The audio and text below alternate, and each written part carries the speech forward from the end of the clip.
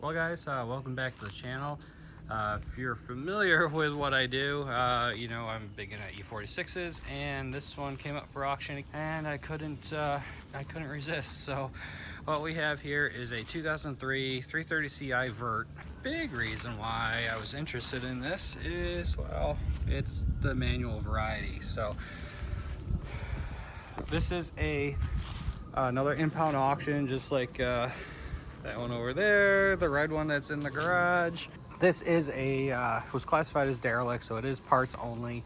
But I thought, you know, these B30s, they can bring some decent money, about $1,000 at 5-speed swap. I just sold one for $1,500.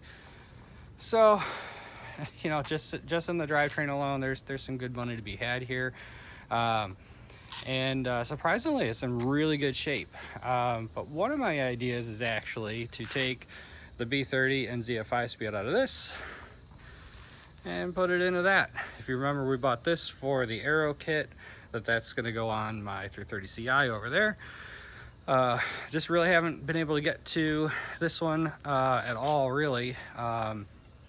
Just been busy trying to strip out the red parts car and get that out of here. Then of course pick this thing up. So this was at auction, no wheels on it, so that was fun.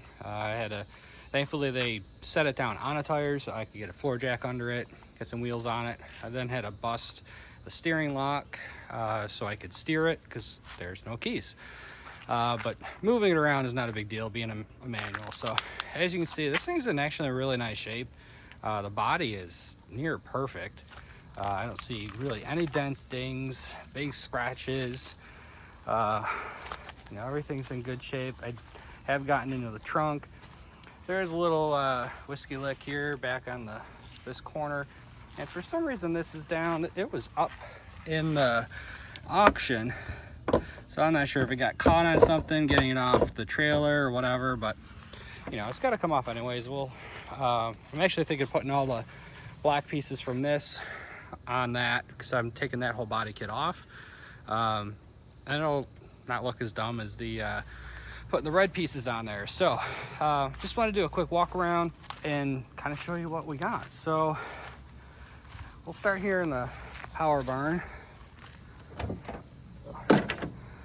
and we have just, you know, basic M54 B30. It's a good little motor. We do have some vacuum hose disconnected here.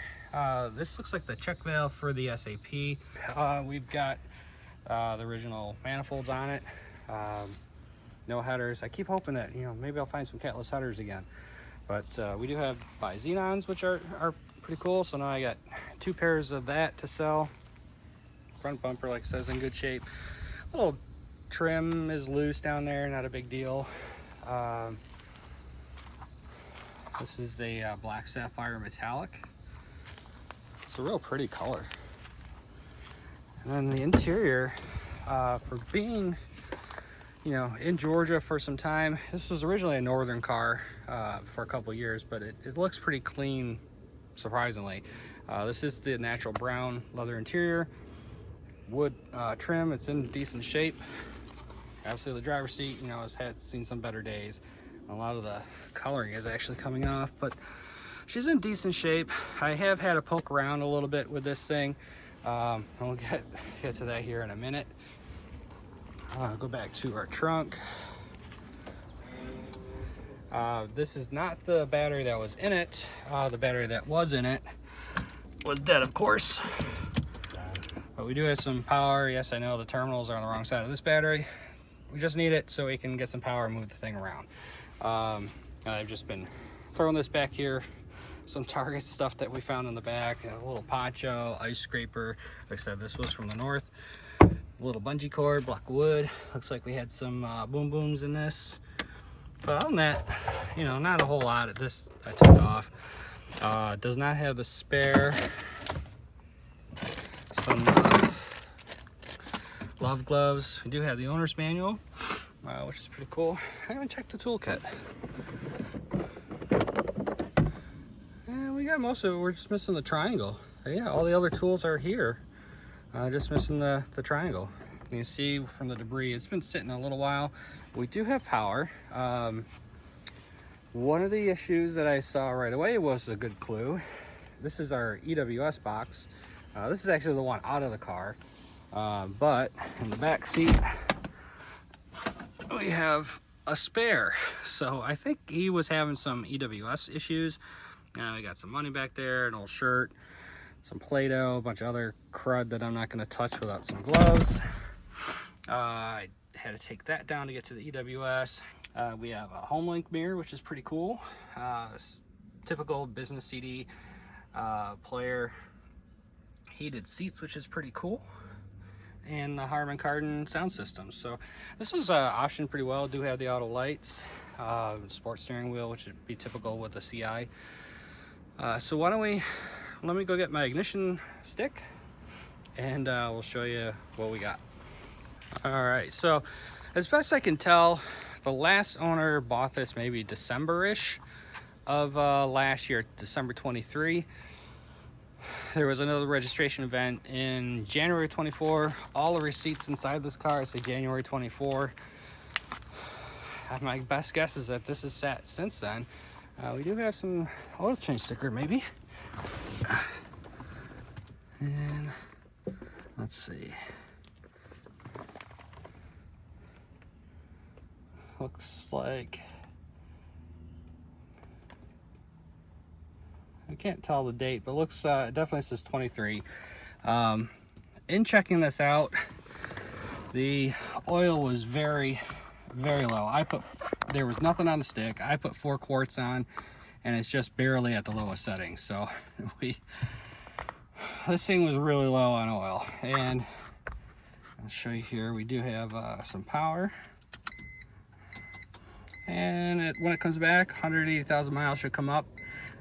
This is a clean title, surprisingly. It does have a ton of owners, I think 7 prior to me. And well, I'll give you a little crank and kind of show you what I'm dealing with here.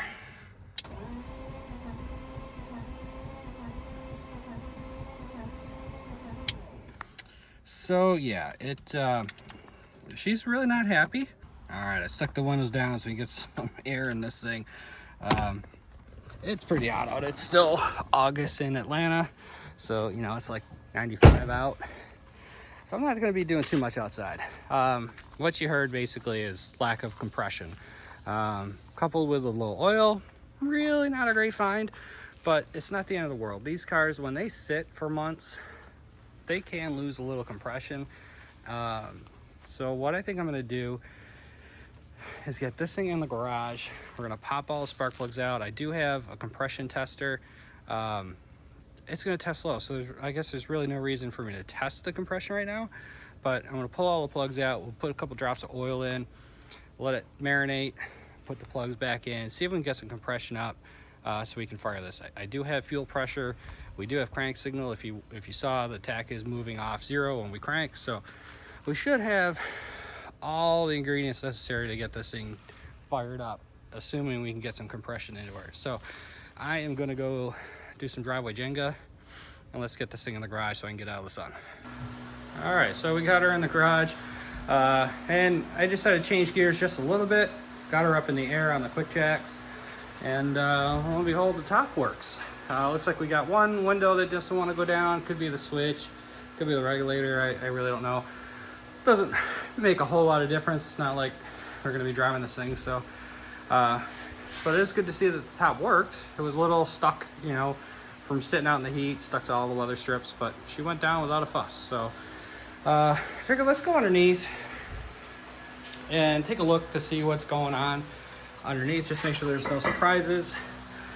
You know, we don't have any puddles of oil, which is good. Like I said, I had to put 4 quarts in this thing, and I didn't see anything hit the ground, and the level did come up, so she just was really, really dry. The first impressions, we're missing the front splash shield, which is pretty typical. We've got a pretty good oil pan gasket leak, again, very typical. Steering rack looks dry, boots look in okay shape. Got original shock edge again. That's crazy, you know, these things last 20 years on the original suspension. As I was rolling it, I heard some weird kind of clanking around, so that's kind of why I want to just take a look, see if we have any windows in the block.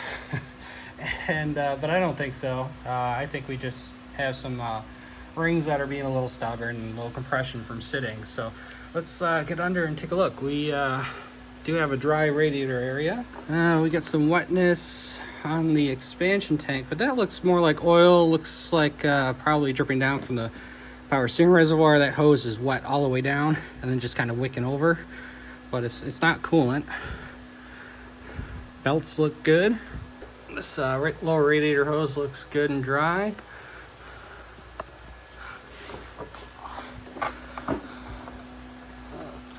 Dust shields are all bashed up, probably from them setting it down.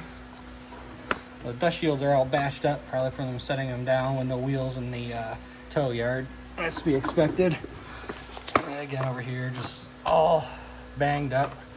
The brakes don't look too bad.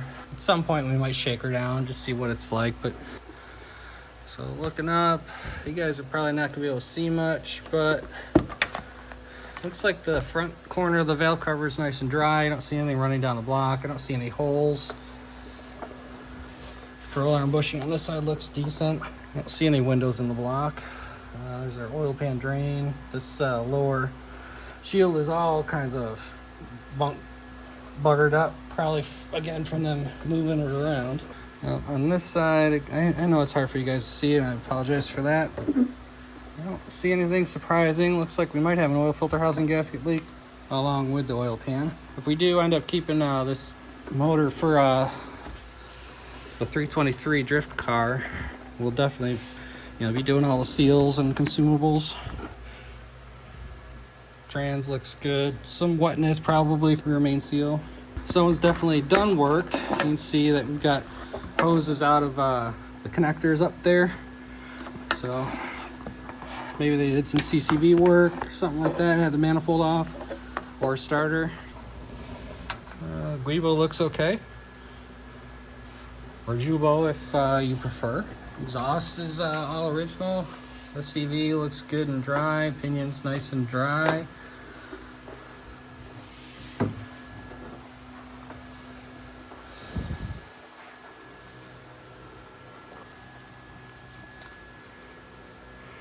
I see a little crusties, on the subframe. So it's probably seen a little bit of salt, but it certainly wasn't a winter driver vehicle.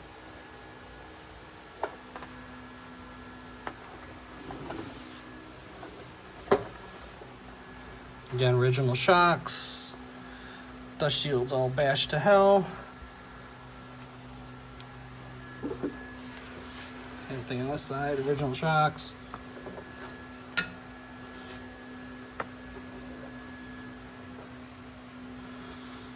Alright, well, I'm not seeing any smoking guns under here, so that's good. Again, more damage to spare tire well from them dropping it and dragging it, so, it is what it is. I mean, they got to be able to move these things around. And then someone dishes a car and takes all the... Wow, look how scraped up this is. This is, it's pretty intense. They dragged this thing a bit. Well, probably from wherever it was parked all the way up to flatbed. Looks like our hose for our muffler flap is disconnected, so that's a small vacuum leak, and I'm getting dripped on, I think, from the trunk. I don't know where. Oh, you know what? It's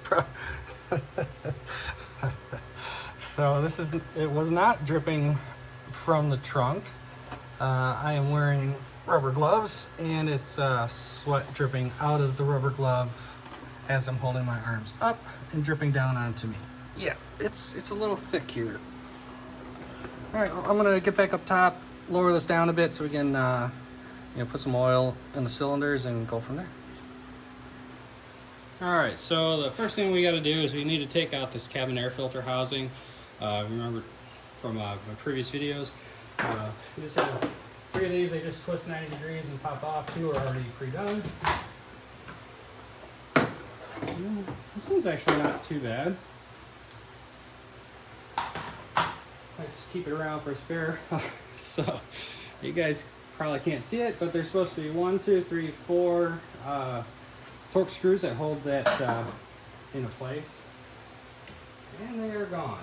So is that a clue or was that laziness?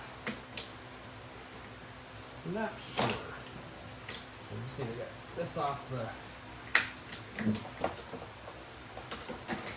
Pull that out of the way. So this vanity cover was already loose. Throw that in the drug bin. These both loose. Well, that one might actually have a screw in it.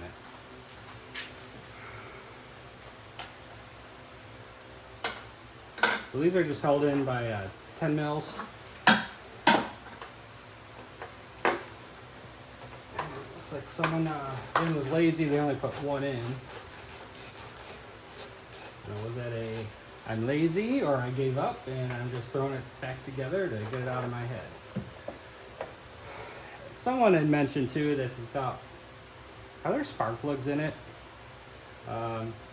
So take your bets. I'm going to pull this off. Are we going to see coils or are we going to see open cylinders? We've got coils, so that's good. Let's pull these out. I think I'm just going to lift this up, put the harness off.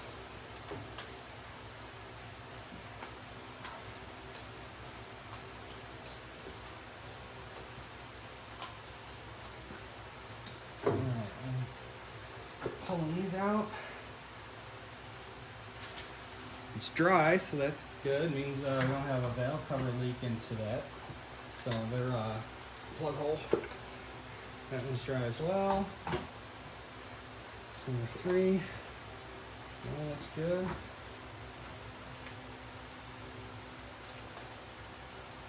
Oh, that one was in there. We've got a different flavor of coil, but that one's dry as well. That one's got a little bit of oil on it. And another 4th flavor, because that's even a different color than that one. So we'll have to look at some point and see what brand coils those are. And it does appear to have all 6 spark plugs. So that's good. It would have sounded way different if it was, you know, just shooting out with no compression out the spark plug hole, I think. But let's pop out these plugs, see what they look like. All right, so we got our socket all set up.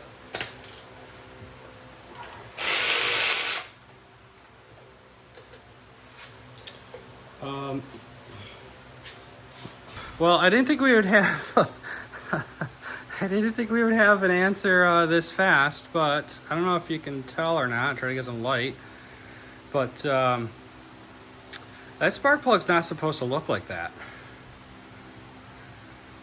This, she played whack-a-mole. I wonder if the chain is either very stretched or broke. But that's really bad. This is catastrophic failure. So this motor's toast. Let's see what the other 6 cylinders say. I'm just gonna go ahead and pop these out.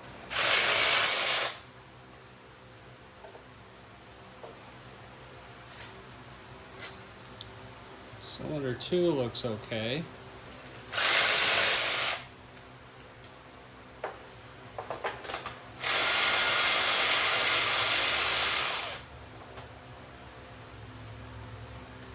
Cylinder 3 looks okay. Out of battery. We're gonna have to go old school here. And that one looks pretty good too. And that one looks okay as well. That's cylinder 5. And cylinder 6 looks fine. So just cylinder 1. Unfortunately, I don't have a Borescope, so I can't look down in this cylinder to see what it wants to tell us, why this plug looks like that. No amount of oil dropping into that cylinder is gonna bring this around. So I think just for funsies, let's still do the compression test, see what it doesn't have. So I've got our compression tester all set up. This is just an El Cheapo from Amazon. I'll put it in the description if it works. I haven't used it yet. So a caveat about compression test. Compression test really isn't about the absolute number that you get on any individual cylinder. It's more about the relativity of compression numbers across the board. Now, of course, if you have one cylinder at 0 and the rest are at 180, then yeah, that single reading is important. But in general, what you're looking for is consistency. So you could, especially like I said, this has been sitting for months, it's probably going to read low. If they are all reading low, say 120, 130, that's not necessarily saying that this is a bad motor, it's got low compression, it's junk. It's still even across the board. Now, if you got to put a little oil in it and they all come up kind of evenly, again, you're looking pretty good. If you got, the general rule is if you got more than 20% difference across any two cylinders, then you've got some issues. I have a feeling we're going to have very low compression on cylinder 1 here, based on the look of that plug. My guess is some bent valves. So again, the compression test, relativity, not absolute number. It also doesn't point to a single failure. So it doesn't tell you that, oh yes, I've got bent valves, or I've got a hole in the piston, or I've got worn rings. It just tells you you've got a problem cylinder. From there, what we'd want to do is an actual leak down test, and that's where you pump the cylinder full of air, listen for it leaking. If it's an intake valve that's bent, you'll hear it come out the intake. If it's an exhaust valve, you can hear it usually come out the exhaust. If you've got warped head, you might hear it come out of the cooling system. Again, it's about that's a more specific diagnosis and kind of tells you where the problem is. Today we're just looking for, is this engine really toast? And I think it is. So I'm not going to be able to rig this so you can see it. Again, this is a cheap one, doesn't have a hanger or anything like that, and it's probably going to move around as I crank. So I'm just going to get cranking. Let me do all 6 and I'll report back with you. I'll just bring it real quick in here. 0 on number 1. So yeah, we've either got a hole in the piston, we got bent valves. That cylinder is dead. Also, another note that I forgot to mention with these gauges, quality of gauges will give you different readings. So, you know, an Amazon one may not be as accurate to the number as a professional gauge, but again, we're just looking for consistency. As long as the gauge is consistent with itself, then we're cool. So let me go to cylinder 2 and see what we got. That might be a spot that you guys can see, at least for this cylinder.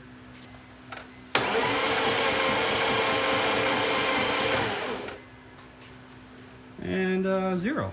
The other caveat is these compression numbers, they'll vary whether it's hot engine, cold engine, whether you put some oil in the cylinder or not, if you have a throttle blade open or not. All those things will affect those numbers. So again, compression test is about relativity, about your specific test on that specific day with that specific gauge.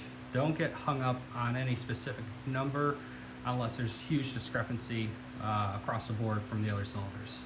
Cylinder 3, we have almost 40 psi. You probably can't see it, but we've got a little compression on cylinder 3. For those keeping score at home, cylinder 3 also had 0 compression. I'm sorry, cylinder 4 had 0 compression, and cylinder 5 has almost 50. All right, boys and girls, this is our results. 0, 0, 40, 0, 50, 0 psi. I think it's pretty safe to say this motor is hurting a little bit, and dumping a little oil down the cylinders is really not going to help anything. I'm almost wondering if that timing chain did break. I said I put 4 quarts of oil in it, and if it'll focus, just that lower part is wet. It should be up to, well, about there. That's full. Sorry for the blurry, but that's it's way down there. So it's and that's with 4 quarts. They hold 7, so there's at least another 2 quarts that it needs. So there's maybe a quart of oil in it. I'm kind of thinking we're only a couple minutes away. Why don't we pop this valve cover off? Just see what we see. It's just, you know, about 11D7 10 mils all the way around the CCV line. Get this harness out of the way. Then we can at least get a look inside. But I think it's safe to say this thing, it needs a rebuild. It's toast, 180,000 miles, and they ran out of oil. and she cooked. You know, I didn't check to see if there's coolant in it, but we can also pull the oil filter out. Take a look at that. And she bone dry too, so there's no coolant, or at least very little coolant, no oil, unless someone was getting ready to, you know, part this out or something. But I don't think so. Like I said, it was picked up, no wheels on it. Whoever had it, they abandoned it. I think, yeah, why don't I pop the filter off, then we'll go ahead and we'll take this valve cover off. And I think that'll kind of wind up with this. And then we need to get Clifford out of here, hopefully tomorrow. You can see it's pretty well stripped. Got the whole front suspension on the ground, the rear suspension's on the ground. I'm not taking much of the interior stuff. No one really likes tan. Most of it's pretty darn beat up. I did take the cluster, the wheel, HVAC, stereo, that kind of stuff. That I'll save. The black visors. So yeah, she's ready to go. Gotta make a little crib so I can roll it out of the driveway and then up on a U-Haul, and this will be gone. So then we can start parting this one out. It's a shame that you know, this motor's toast. You know, that's, like I said, $1,000 engine. That's what I got for the B30 out of this. I was hoping to get that out of this one, but not so much. So I just pulled the filter out. See, it's dry as a bone. I mean, barely making my fingertips wet touching it. And while there's no glitter in here, which is great, there's also no oil. Now this does drain down when you take the filter out, but not that fast. There should still be some in there. So this thing, like I said, this thing was ran dry, or extremely low. Even with all that cranking, I should have built some oil pressure and gotten some oil up in here. There's nothing in there, guys. It's bone dry. So again, either maybe they drained it, but I don't think so. I really think this thing was just ridden hard and put away wet, and the guy just, you know, F it and took his wheels, left it, and ran. So I'm gonna go ahead and get this valve cover off. All right, guys, I got all the 10 mils out. Just gonna take this off. And well, she's already loose. I'm nervous. Are you? What's your guesses as to what we'll see? We'll see nothing at all, and have no real answer. That certainly is a possibility. Another is you know, snap chain or other kinds of damage. Could be all full of sludge too, that, you know, from not changing oil. So let's I guess no time like the present.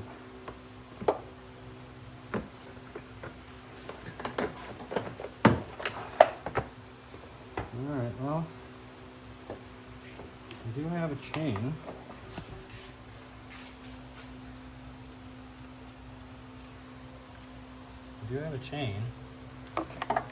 Now there's a spin. That's another question.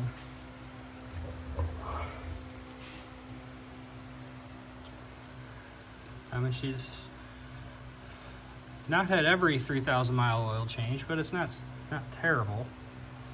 Can't see the intake cam of that cover. This gasket stayed on. This is a pretty new gasket. So pliable. So like I said, I didn't see a gasket leak. Yeah, it looks like February of 19 was the date of that gasket. So I can't really see into that cylinder to see what's going on. Why don't I just spin it over a little bit? See, does it rotate? All right, so I popped that cam cover off for the intake side. So hopefully we can see if both of these spin.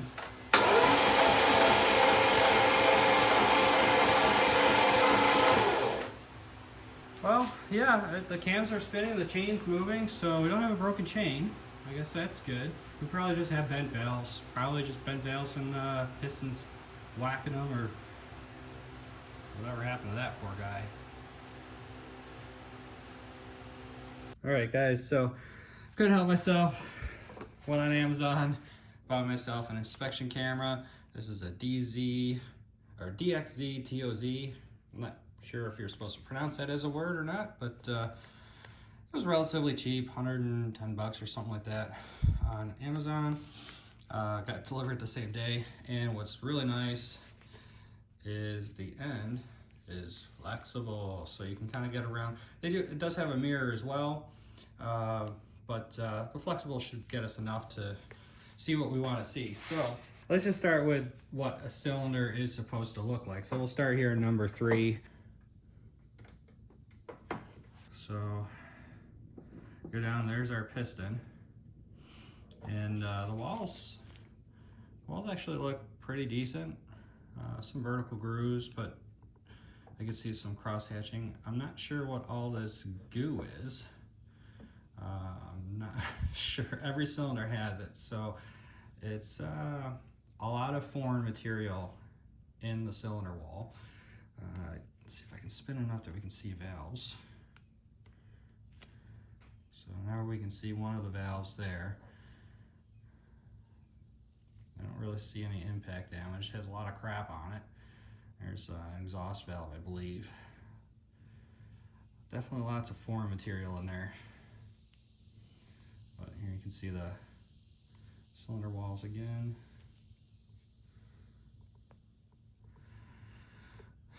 Again, the piston, I mean, it's full of garbage. Some carbon on top, but it's in place. So now we go to cylinder 1, where we had the damaged spark plug.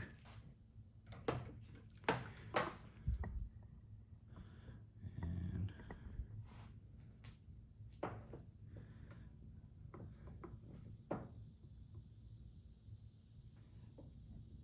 you see the problem? We don't have a piston. We don't have a rod. We can see the crank. The ends of the crank have some damage to it. I'm sure the cylinder walls are pooched as well. I mean, tons of debris all over the cylinder walls in there too. So yeah, we had unscheduled rapid deconstruction of cylinder 1. Yeah, this motor's toast. More than likely, there's damage to the block, the crank, everything else. I'm not sure why we have zero compression on the other cylinders. All those look okay, full of crap. I don't think the head lifted at all. I did check a couple head bolts. They're still tight. So I don't think we lifted the head, but possibly, but more likely, just crap got in there, and we had whack-a-mole with the pistons and the valves causing no compression elsewhere. So like I said, this motor is toast. It'll get yanked here pretty soon. Maybe I'll do a video quick on pulling it apart, and we can see the full destruction, but pretty much it's garbage. I mean, I might be able to save the cams, vanos, keep as a spare if it's clean inside. But that's probably about it. The head's probably garbage. Block certainly is if that rod came around and started whacking up the case. So yeah, I just thought I'd add this little bit extra in there because, you know, curiosity got me. I had to kind of see what was going on. Now it has some, you know, full-on finality of why this car was parked. I don't know why there was a second EWS box in there. Maybe that's just secondary. Maybe that was just something that they had previous issues with. I don't know. But certainly this was parked because of that cylinder. They ran it low on oil. She got starved. We may even find the oil pump shaft is sheared, but there was virtually no oil in this thing. When I got it, like I said, put 4 quarts in it, barely on the stick, and now we find a piston that's Bluetoothed. So yeah, that's why I got parked, and the kid, you know, or I say kid, but whoever had it took their wheels, dumped it, and now I'm left with it. But we still got lots of parts on this thing that they can go to help other E46s.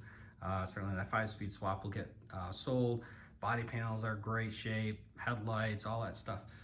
So it'll go to help some other E46s out. So anywho, enough of me rambling. I am going to get out of here.